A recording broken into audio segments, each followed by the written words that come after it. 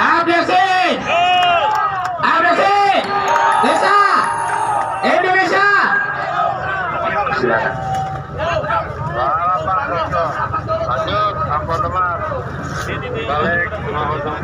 Kepada saudara-saudara saya, para kepala desa, perangkat desa, lembaga desa, BVD, LPM Karang Taruna, merapat secepatnya biar kita cepat beres.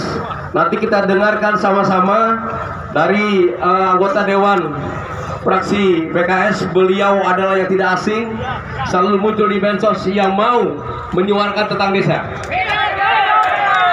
Perhatikan ya, beliau dulu, nanti baru terakhir apa yang saya sampaikan nanti hasil dari dalam. Alhamdulillah sudah diterima tadi oleh wakil anggota Dewan DPR RI Profesor Kasko, yang beliau antusias dengan kita. Saya pikir sebelum saya bicara terakhir, biarkan anggota Dewan kita berbicara. Semangat!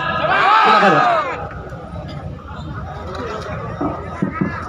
Bismillahirrahmanirrahim. Assalamualaikum warahmatullahi wabarakatuh. Abdesi, Abdesi, Abdesi.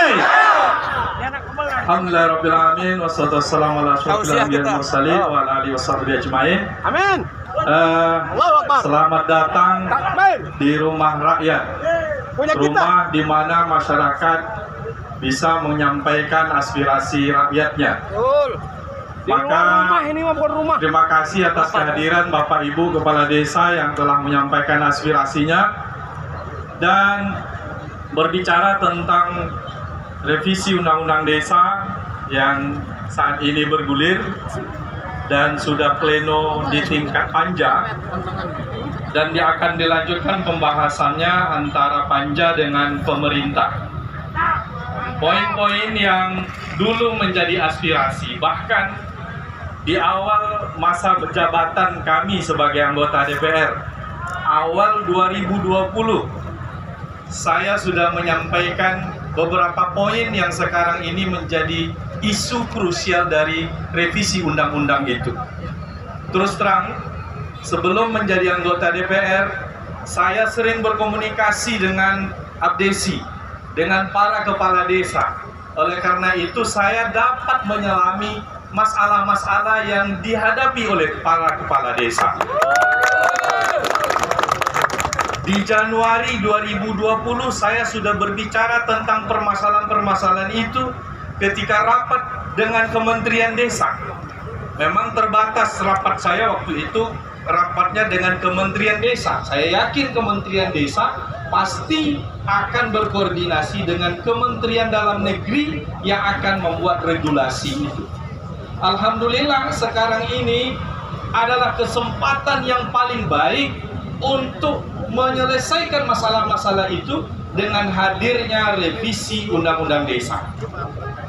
Dalam rapat kemarin saya menyampaikan, revisi sebuah undang-undang itu harus dilatar belakangi bahwasanya kita harus menyelesaikan masalah-masalah yang tersisa oleh undang-undang sebelumnya. Maka undang-undang yang baru harus menyelesaikan banyak masalah, bukan memunculkan masalah baru. Beberapa poin isu perpanjangan masa jabatan, kemudian kesejahteraan kepala desa. Saya selalu menyoroti di awal tentang kesejahteraan kepala desa. Saya bingung, selalu kepala desa disalahkan. Padahal beban tugasnya luar biasa. Beban tanggung jawab anggaran 1 miliar, ada 2 miliar yang harus dipertanggungjawabkan oleh kepala desa. Tapi 1 sen pun tidak boleh diambil oleh kepala desa. Maka di awal saya katakan penting adanya operasional kepala desa. Karena banyak di lapangan itu Bapak Ibu kepala desa ini adalah orang yang berhadapan langsung dengan masalah. Banyak anggaran-anggaran yang harus dikeluarkan dan itu tidak ada regulasinya secara aturan. Akhirnya Bapak harus mencari shoot sini shoot sana, bukan untuk kepentingan pribadi, tetapi adalah untuk membantu masyarakat. Tentu kita akan mengutuk juga kepala desa yang menyelewengkan untuk kepentingan pribadi.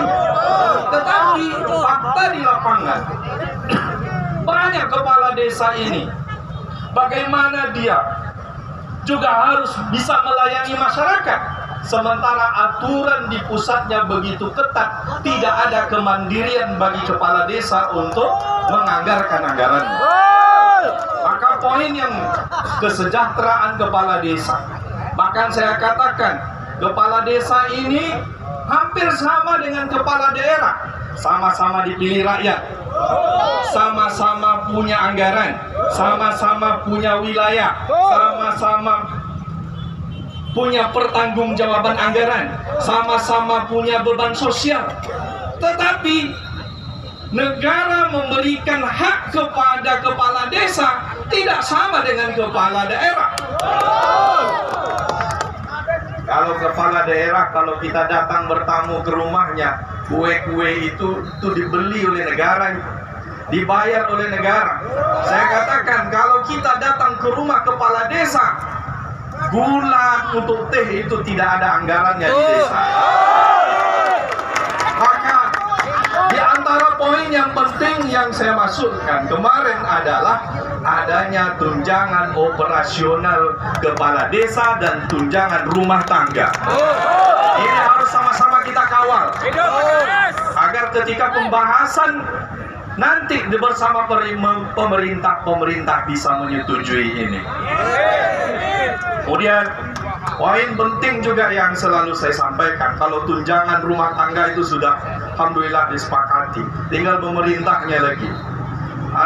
Ada kepala desa 2 periode, 3 periode, setelah selesai itu dianggap angin lalu saja, tidak ada penghargaan. Giliran ada sedikit masalah itu dibully luar biasa.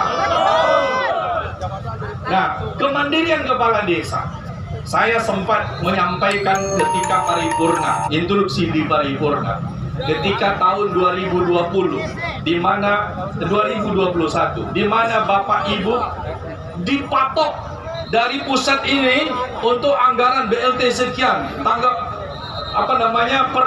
ketahanan pangan sekian puluh persen, tidak tinggal kurang dari 20% Bapak Ibu yang mengelolakan anggaran itu. Nah, kita ingin memastikan bahwasanya dengan adanya revisi undang-undang ini, bahwasanya yang mengatur penggunaan anggaran desa itu cukup satu kementerian. Yang sekarang ini ada Kementerian Keuangan, ada Kementerian Desa, memusikkan kepala desa, ya kan? Apalagi aturannya itu muncul di akhir tahun. Kita ingin memastikan, saya sering menyampaikan, agar aturan itu adanya sebelum musdes desa dilaksanakan.